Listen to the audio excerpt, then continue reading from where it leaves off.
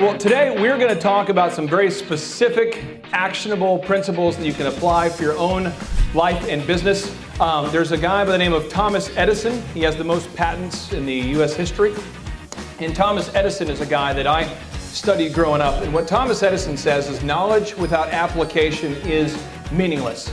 So basically, if we come here today and we have some great food, and we have some great dessert, and we don't learn anything, maybe it's meaningless. He comes to you with basic principles being, it's really great if you learn all this stuff, if you take notes, if you read these books, maybe even his book, but you've got to put them in practice. Implementation is the real key to success, not just ideas. Does that make sense? He's alive, he makes everything come to real life, and the way he's able to incorporate the things that happen in his real life into what's going on in our world really made an impact on me. Without big, overwhelming, optimistic momentum.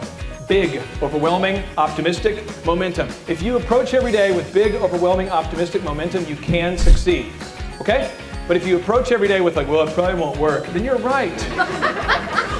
Benjamin Franklin says many people die at the age of 25 and aren't buried until the age of 75. Maybe not you people, but other people. Back in the good old days, insurance used to be easy. Now people, they just go online and just, what in the world? Back in the good old days, baseball used to be America's game.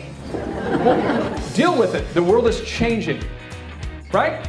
So even though we might say in the good old days, what we want to do is we want to not be dead. We want to look forward to the future as though next year will be better than this past year. Does that make sense? He put humor into the mix, and they, kept it light but kept it real. And that was, you really got to put it in those terms.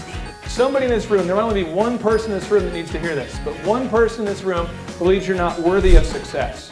But I want you to know you have to be too dumb or too numb to fail. Does that make sense?